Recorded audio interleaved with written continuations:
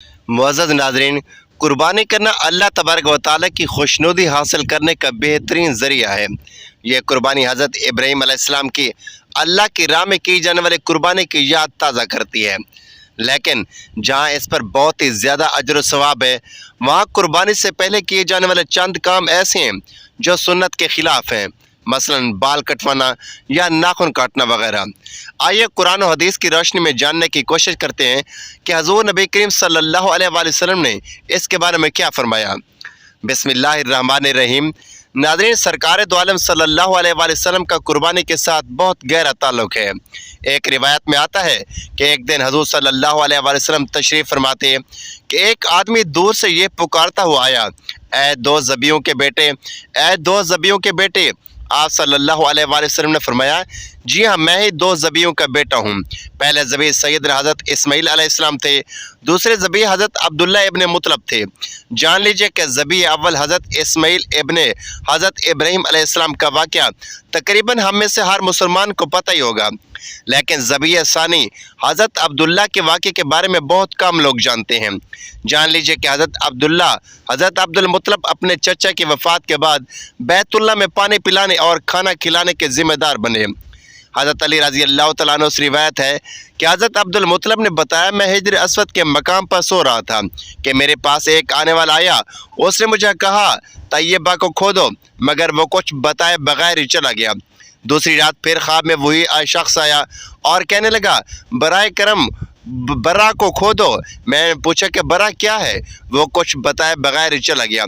तीसरी रात में अपने बिस्तर पर सो रहा था कि फिर वो शख्स आया और उसने कहा, मजमूना को खोलो। मैंने पूछा कि मजमूना क्या है? वो फिर से बताए बगैर चला गया। उससे अगली रात में फिर बिस्तर पर सो रहा था कि वही शख्स आया और बोला कि जमजम को खोदो। मैंने उससे पूछा कि जमजम क्या है? इस बार उसने कहा, जमजम वो है कि जिसका पानी कभी ख़त्म नहीं होता, जो हाजों के बड़े बड़े मजमे को सैराब करता है। तैयबा, बरा और मजमूना ये सब जमजम के नाम है। अब्दुल मुतलब कहते हैं कि मैंने उससे पूछा कि ये कुआं कहाँ पर है? उसने बताया कि हरम शरीफ में जाओ, एक कौवा आएगा और ज़मीन पर 3 मरतबा ठोंग मारेगा, वहाँ पर वो पानी का जमजम है। दूसरे दिन अब्दुल मुतलब अपने बेटे हारिस के साथ हरम में तशरीफ़ ले गए। उस वक्त उनके यहाँ यही एक लड़का था। उन्होंने देखा कि थोड़ी सी देर में वहाँ एक कौवा आया और ज़मीन पर 3 मरतबा उसने ठुंग मारे। उस जगह के दोनों तरफ बहुत मौजूद थे। मक्का मुकरमा में बैतुल्लाह के नज़दीक ज़ोर ज़मज़म के बाद बनु जरम का कबीला आबाद हो गया, मगर वक्त गुजरने के साथ साथ उनमें बहुत सी बेइतदालियाँ नज़र आईं और उनमें इजाफा होता चला गया। वो बैरून मक्का से आने वाले लोगों पर जुल्म ढाते, लोगों की तरफ से काबा मुअज़्ज़मा के लिए पेश किए जाने वाले तोहफ़े और हदिये खा जाते और उम्मत मक्का का ख्याल ना रखते। चुनांचे उनकी बेइतदालियों और हज्जाज कराम पर उनके जुल्म और ज़ियादतों के पादाश में अल्लाह तबारक व तआला ने उनको अज़ान व इक़्तिदा से महरूम करने और मक्का मुकरमा से निकालने का फ़ैसला किया। तो बनु बकर बिन अब्द मनाफ बिन कनाना और बनी ख़ज़ा ने इन पर हमला किया। बनु जरम शिकस्त से दो चार हुए।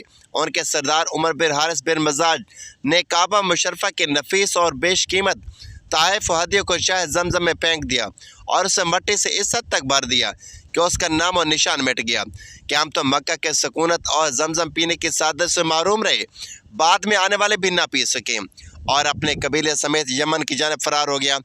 इस वाक़े पर तवील मुद्दत गुजर गई और जमजम का तज़किरा और उसका माल वक़ूअ तकरीबन 300 साल लोगों के ज़हनों में महव हो गया। अल्लाह तबारक व तआला ने अपने आखिरी नबी जद्द अमजद सरदार अब्दुल मुतलब को इस एजाज़ से नवाजा। पूरी निशानी मिल गई तो अब्दुल मुतलब कुदाल लेकर आए, खुदाई के लिए तैयार हो गए, लेकिन उस वक्त कुरैश आन पहुँचे। उन्होंने कहा, अल्लाह की कसम, हम तुम्हें यहाँ खुदाई नहीं करने देंगे। तुम हमारे इन दोनों बुतों के दरमियान कुआं खोदना चाहते हो जहाँ हम उनके लिए कुर्बानियाँ करते हैं। याद रहे कि जब सरदार अब्दुल मुतलब ने चाहे जमजम तलाश के लिए खुदाई शुरू की तो उस वक्त उन्हें लोगों ने रुकावट डालने की पूरी कोशिश की थी, मगर अब्दुल मुतलब क्योंकि अपने ख्वाब के सच्चे होने का पूरा यकीन था, इसलिए उन्होंने कौम की मुखालफत की परवाह ना की। अब्दुल मुतलब ने उनकी बात सुनकर अपने बेटे हारिस से कहा, तुम इन लोगों को मेरे करीब ना आने दो, मैं खुदाई का काम करता रहूँगा, इसलिए कि मुझे जिसका हुक्म दिया गया है मैं इसको ज़रूर पूरा करूँगा। कुरैश ने जब देखा कि वो बाज आने वाले नहीं तो वो रुक गए। آخر انہوں نے کھدائی شروع کر دی۔ حضرت عبد المطلب کھدائی کرتے اور حارث مٹی اٹھا کر باہر پھینکتے۔ حضرت عبد المطلب کے دل میں یہ بات آئی کہ اگر میرے زیادہ بیٹے ہوتے تو آج مجھے کسی کی بھی مدد کی ضرورت نہ ہوتی۔ تو اس وقت انہوں نے دعا مانگی کہ اے اللہ، اگر مجھے 10 بیٹے عطا فرمائیں تو میں ان میں سے ایک آپ کی راہ میں قربان کر دوں گا۔ جلدی کنویں کے آثار نظر آنے لگے۔ یہ دیکھ کر انہوں نے اللہ اکبر کا نعرہ لگایا اور پکار اٹھے، یہ دیکھو، یہ اسماعیل علیہ السلام کی تعمیر ہے۔ جب قریش نے دیکھا کہ انہوں نے کنواں تلاش کر لیا تو ان کے پاس آ گئے اور کہنے لگے، عبد المطلب، اللہ کی قسم یہ ہمارے باپ اسماعیل علیہ السلام کا کنواں ہے اور اس پر ہمارا بھی حق ہے، اس لیے ہم اس میں تمہارے شریک ہوں گے۔ تو یہ سن کر عبد المطلب نے کہا، میں تمہیں اس میں شریک نہیں کر سکتا، یہ میرے اکیلے کا کام ہے۔ اس پر قریش نے کہا، تو پھر اس معاملے پر ہم تم سے جھگڑا کریں گے۔ عبد المطلب بولے، کسی سے فیصلہ کروا لو۔ انہوں نے بنو سعد بن حذیل کی کہنے سے فیصلہ کروانا منظور کیا۔ یہ کہنا ملک شام کے بلائی علاقے میں رہتی تھی۔ آخر سردار عبد المطلب بن عبد المناف کے کچھ لوگ اور قریش کے ہر قبیلے سے ایک معتبر و معزز شخص قافلے کی صورت میں روانہ ہو گئے۔ سفر طویل تھا اور بے آب و گیا ویران صحرا تھا۔ اس زمانے میں ملک حجاز اور شام کے درمیان ایک بیابان میدان تھا، وہاں کہیں پانی نہیں تھا۔ اس میدان میں ان کا پانی ختم ہو گیا۔ سب لوگ پیاس سے بے حال ہو گئے، یہاں تک کہ انہیں اپنی موت کا یقین ہو گیا۔ سردار عبد المطلب کے مخالف گروہ کے پاس کچھ پانی موجود تھا۔ آپ نے ان سے پانی مانگا تو انہوں نے پانی دینے سے انکار کر دیا اور یہ مجبوری ظاہر کی کہ ہم اس وقت ایسی جگہ پر ہیں جہاں پینے کے لیے مزید پانی دستیاب نہیں، ہم اگر آپ کو پانی دے دیں گے تو ہم بھی مشکل میں پڑ جائیں گے۔ اس صورتحال میں عبد المطلب نے اپنے رفقا سے مشورہ کیا کہ آپ کیا چاہیں۔ رفقا نے کہا کہ ہم کیا کہہ سکتے ہیں، آپ جو حکم دے ہم وہی کریں گے۔ تو عبد المطلب نے کہا کہ آپ میں سے ہر ایک کے پاس جس قدر ہمت ہے، ہر کوئی اپنے لیے ایک گڑھا کھودے کہ اگر ہم میں سے کوئی آدمی مر جائے تو باقی لوگ اسے گڑھے میں ڈال کر اوپر سے مٹی ڈال دیں۔ اس طرح یہ ہوگا کہ ہم سب بغیر قبر کے مرنے کے بجائے صرف آخری آدمی بغیر قبر کے رہ جائیں۔ سب نے کہا کہ آپ کی تجویز بہت ہی اچھی ہے۔ چنانچہ سب نے گڑھے کھودے اور پیاسے بیٹھے موت کا انتظار کرنے لگے۔ اسی دوران سردار عبد المطلب نے کہا، اللہ کی قسم، ہمارا اس طرح اپنے آپ کو موت کے حوالے کر دینا اور دوڑ دھوپ نہ کرنا اور زندگی بچانے کے لیے کچھ نہ کرنا انتہائی کم ہمتی ہے۔ اٹھو یہاں سے کوچ کریں، شاید اللہ تعالی ہمیں کہیں سے پانی مہیا کر دے۔ چنانچہ انہوں نے ادھر ادھر پانی کی تلاش شروع کر دی۔ ان کی یہ بات سن کر سب لوگ کوچ کرنے کے لیے تیار ہو گئے۔ ان کے مخالفین یہ سب منظر دیکھ رہے تھے۔ سردار عبد المطلب اپنی سواری کی طرف بڑھے، اس پر سوار ہو کر روانہ ہوئے تو اللہ کی قدرت سے اونٹنے کے پاؤں کے نیچے سے شیریں پانی کا چشمہ ابل پڑا۔ پانی کو دیکھ کر سردار عبد المطلب اور ان کے ساتھیوں نے خوشی سے اللہ اکبر کا نعرہ بلند کیا۔ سب لوگ رک گئے، سب نے خوب سیر ہو کر پانی پیا اور اپنے پاس موجود تمام مشکیں اور مشکیزیں بھی پانی سے بھر لیے۔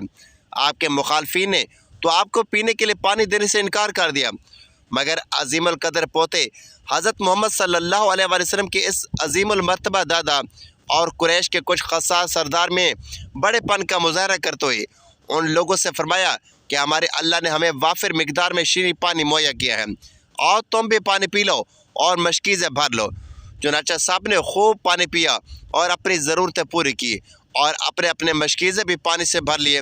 سارا منظر اللہ تبارک و تعالی کی طرف سے سردار عبد المطلب کو ملنے والا اعزاز اور ان کا اخلاق دیکھ کر وہ سب لوگ کہہ اٹھے، اللہ کی قسم، اللہ تعالی نے آپ کے حق میں اور ہمارے خلاف فیصلہ دیا ہے، اسی نے آپ کو زمزم کی سعادت سے نوازا ہے۔ اے سردار، اللہ کی قسم، ہم زمزم کے بارے میں کبھی بھی آپ سے تنازع نہیں کریں گے۔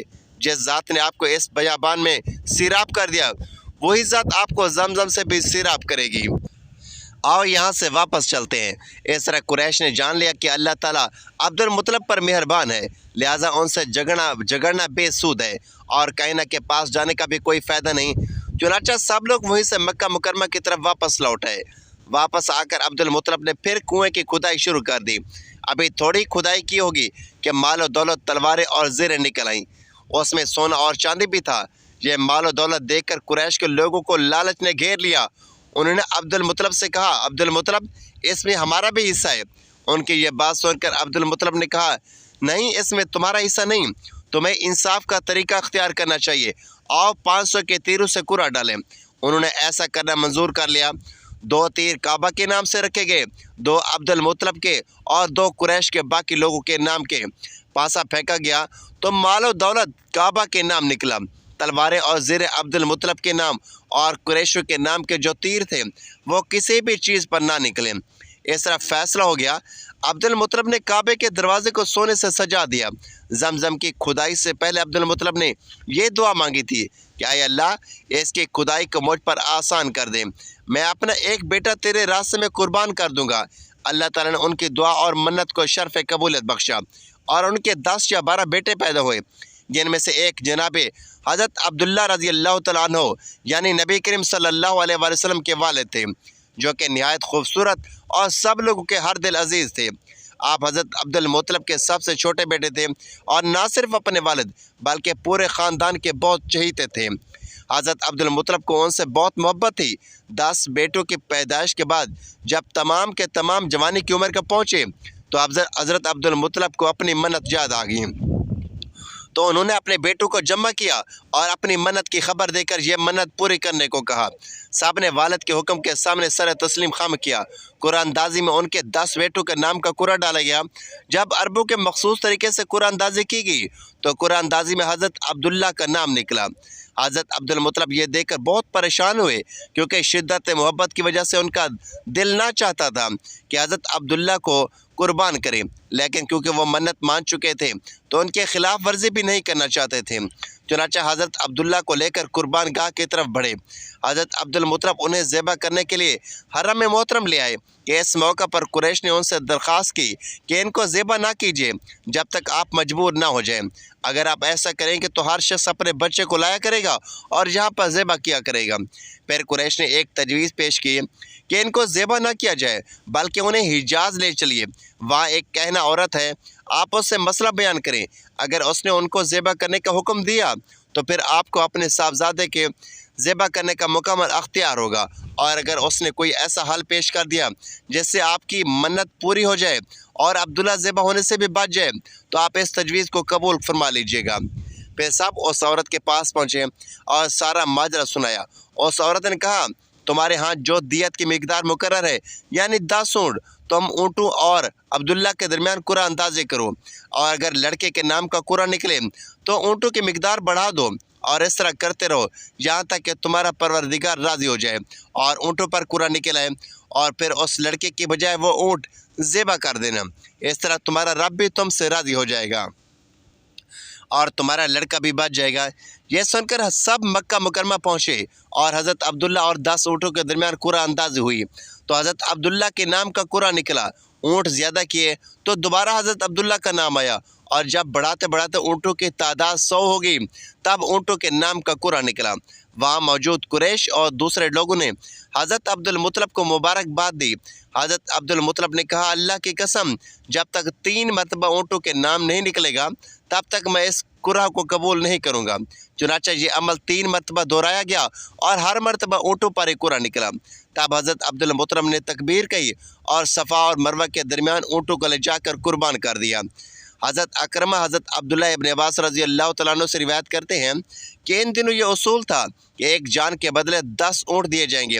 حضرت عبد المطلب پہلے شخص ہیں جنہوں نے ایک جان کا بدلہ 100 اونٹ کے ساتھ دیا، جس کے بعد قریش اور عرب میں بھی یہی دستور ہو گیا، اور رسول اللہ صلی اللہ علیہ وآلہ وسلم نے بھی اس کو برقرار رکھا۔ رسول اللہ صلی اللہ علیہ وآلہ وسلم اس قصے کی طرف اشارہ کرتے ہوئے فرماتے ہیں، میں 2 ذبیحوں کا فرزند ہوں، یعنی اسماعیل اور عبداللہ۔ ناظرین کرام، جان لیجیے کہ قربانی کرنا ہر اس شخص پر واجب ہوتا ہے جو صاحب نصاب ہو، صاحب استطاعت ہو، لیکن کیا آپ یہ بھی جانتے ہیں کہ ایسے کون سے 4 لوگ ہیں جو اگر قربانی نہ بھی کرے تو ان کو کوئی بھی گناہ نہیں ہے، یعنی ان کے لیے قربانی کرنا بالکل معاف ہے۔ پہلا وہ شخص ہے کہ جو مسلمان نہیں ہے، اس پر قربانی واجب ہی نہیں، یعنی ایسا شخص اگر قربانی نہ کرے تو کوئی نقصان نہیں ہوگا۔ دوسرا شخص وہ ہے کہ جو صاحب نصاب تو ہے لیکن وہ سفر میں ہو اور اس پر بھی قربانی معاف ہے، لیکن یہاں پر ایک اور بات کا خیال رکھنا ضروری ہے کہ سفر کرنے والا کتنا دور ہے اور کتنے کلومیٹر سفر کرنا ہے۔ اگر تو سفر بالکل معمولی سا ہے، یعنی اگر سفر سے جلد فارغ ہو جاتے ہیں تو آپ قربانی کریں گے، لیکن اگر کوئی بہت زیادہ دور کا سفر ہے تو ایسے شخص پر بھی قربانی معاف ہے۔ جان لیجئے कि तीसरा वो शख्स है जो ग़ुलाम हो, ऐसे शख्स पर भी कुर्बानी करना मुआफ़ है। और चौथा और आखिरी शख्स वो है कि जो नाबालिग हो, क्योंकि नाबालिग इंसान पर भी कुर्बानी वाजिब नहीं होती। जान लीजिए कि शरीयत के तमाम आकाम इंसान पर वाजिब उस वक्त होते हैं जब वो बालिग हो जाता है। इसीलिए जो शख्स नाबालिग है तो उस पर कुर्बानी वाजिब नहीं होती, इसलिए उसे कोई भी गुनाह नहीं मिलता, चाहे वो कितना ही दौलतमंद क्यों ना हो। नाज़रीन इकराम, जान लीजिए कि जो शख्स साहिब निसाब होने के बावजूद भी कुर्बानी ना करे तो उसके बारे में इस्लाम में बहुत से सख्त वईद बयान की गई हैं। नबी करीम सल्लल्लाहु अलैहि वसल्लम ने फरमाया, जिस शख्स के पास फुर्सत हो, यानी वो इस्तात रखता हो लेकिन फिर भी कुर्बानी ना करे, तो ऐसा शख्स हमारी ईदगाह के करीब ना आए। यानी आप उस हदीस से अंदाज़ा लगा सकते हैं कि नबी करीम सल्लल्लाहु अलैहि वसल्लम ने उस शख्स के बारे में क्या फरमाया है कि जो इस्तात रखने के बावजूद भी कुर्बानी नहीं करता। इसलिए हरगिज़ ऐसा नहीं करना चाहिए। हमें चाहिए कि हम अपने नबी करीम सल्लल्लाहु अलैहि वसल्लम के सिखाए हुए दीन के मुताबिक चलें, ताकि अल्लाह तबारक व तआला भी हमसे राज़ी हो जाए और हम किसी भी किस्म के गुनाह के मुर्तकिब भी ना हों। नाज़रीन, ज़ुल्हिज्जा की पहली तारीख से लेकर कुर्बानी करने तक, यानी 10 ज़िलहज या जिस दिन कुर्बानी की जाए, नाखून या बाल का ना काटना एक मुस्तहब अमल है, ख़ास तौर पर उन अफराद के लिए जो कुर्बानी का इरादा रखते हैं। हदीस मुबारक में इरशाद हुआ, रसूलुल्लाह सल्लल्लाहु अलैहि वसल्लम ने फरमाया, जब तुम ज़ुल्हज का चाँद देखो और तुम में से कोई कुर्बानी करने का इरादा रखे तो वो अपने बाल और नाखून ना काटे यहाँ तक कि वो कुर्बानी कर ले। बावाला सही मुस्लिम हदीस नंबर 1977। फ़की वजाहत, जिस शख्स ने कुर्बानी का इरादा किया हो, यानी मैं ख़ुद कुर्बानी देने वाला हो, उसके लिए मुस्तहब है कि वो ज़ुल्हज का चाँद देखने के बाद से लेकर कुर्बानी करने तक अपने नाखून, बाल या जल्द का कोई हिस्सा ना काटे। नंबर 2, अगर काट लिया मसलन नाखून या बाल तो गुनाह नहीं होगा, अलबत्ता अफसल अमल के ख़िलाफ़ होगा, यानी ये हराम या मकरूह तहरीमी नहीं बल्कि मुस्तहब के ख़िलाफ़ अमल है। नंबर 3, ये हुक्म सिर्फ कुर्बानी करने वाले के लिए है, ना कि तमाम घर वालों या बच्चों के लिए। नंबर 4, ख़वातीन भी अगर अपनी तरफ से कुर्बानी कर रही हूँ तो वो भी इस सुन्नत पर अमल कर सकती हैं। नंबर 5, अगर कोई भूल कर या मजबूरी में भी बाल या नाखून काट ले तो इस पर कोई कफ़ारा या फ़िदिया लाजिम नहीं, वो अपनी कुर्बानी इसी तरह मुकम्मल करे, इसमें कोई खलल नहीं आता।